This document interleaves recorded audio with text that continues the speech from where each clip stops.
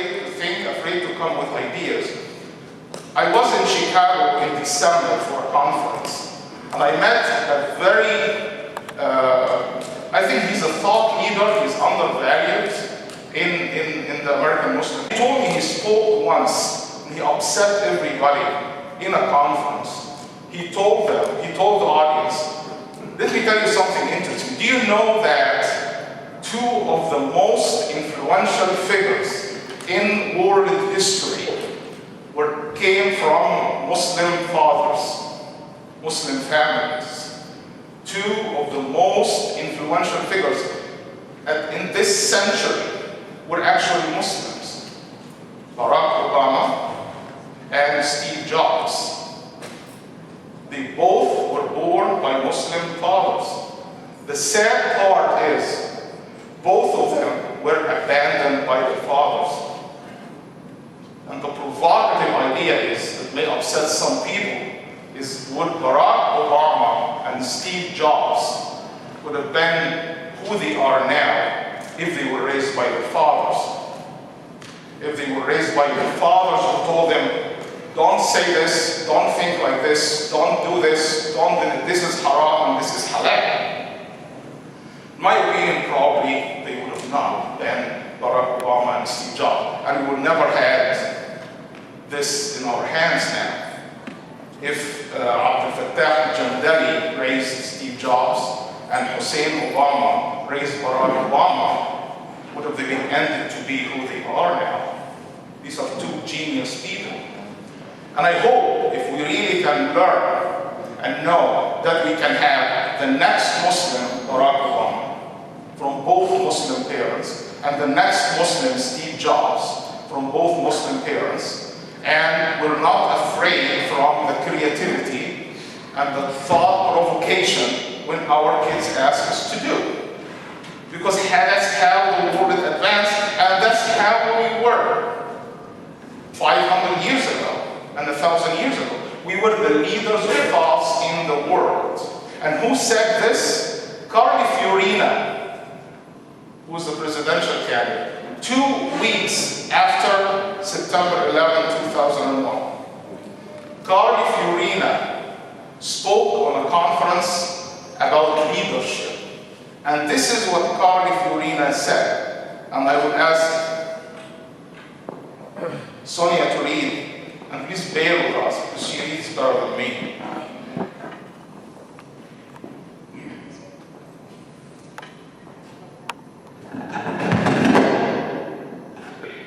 There was once a civilization that was greatest in the world.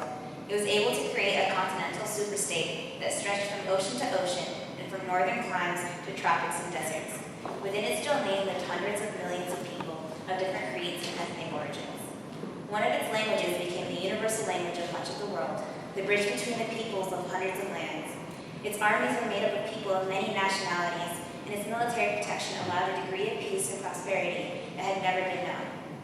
The reach of this civilization's commerce extended from Latin America to China and everywhere in between. And this civilization was driven more than anything by invention. Its architects designed buildings that defied gravity. Its mathematics created the algebra and algorithms that would enable the buildings of computers and the creation of encryption. Its doctors examined the human body and found new cures for disease. Its astronomers looked into the heavens, named the stars, and paved the way for space travel and exploration. Its writers created thousands of stories of courage, romance, and magic. Its poets wrote of love when others before them were too steeped in fear to think such things. When other nations were afraid of ideas, this civilization thrived on them and kept them alive. When censors threatened to wipe out knowledge from past civilization, this civilization kept the knowledge alive and passed it on to others. While modern Western civilizations share many of these traits, the civilization I'm talking about was the Islamic world from the year 800 to 1600, which included the Ottoman Empire and the courts of Baghdad, Damascus, and Cairo, and enlightened rulers like Suleiman the Magnificent.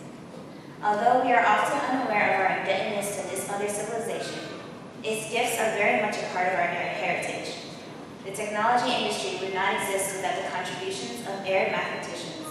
Sufi poet philosophers like Rumi challenged our notions of self and truth. Leaders like Suleiman contribute to our notions of tolerance and civic leadership. Thanks, Sonia.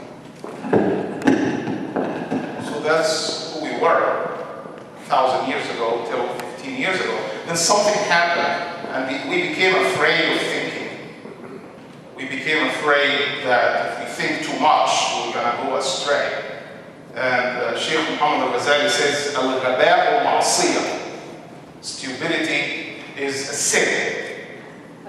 Really, it is a sin. We don't know that. We got stuck. And I told the education committee, they asked me to talk about this lecture. It's actually 2 lectures, not one. I mean, one of them is just how to raise our kids. And the second one is to talk about how to reform our thoughts in our communities. And I hope, inshallah, maybe in March or April, we can have another one about that.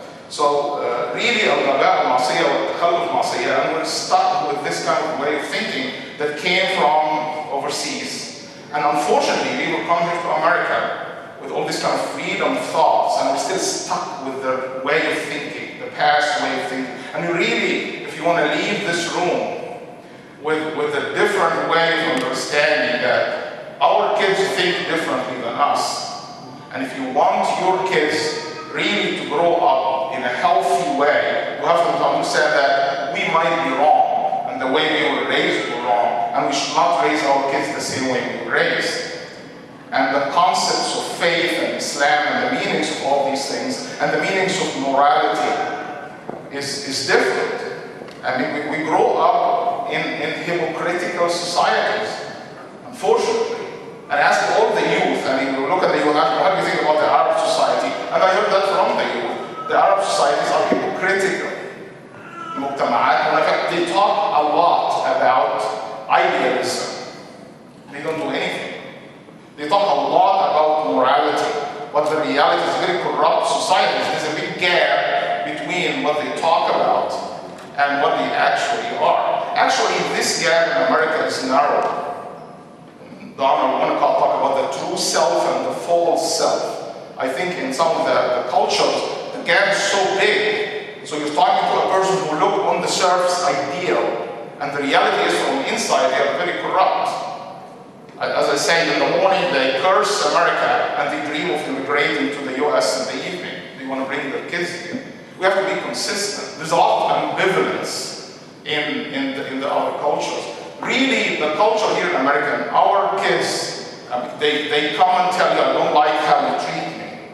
And the concept of assertiveness. And I talked before about this kind of passive-aggressive tendencies and passive-aggressive personalities.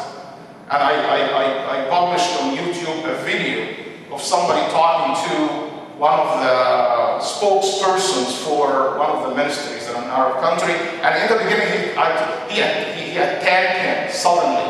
So instead of telling him, I don't allow you to talk to me like that, he's saying,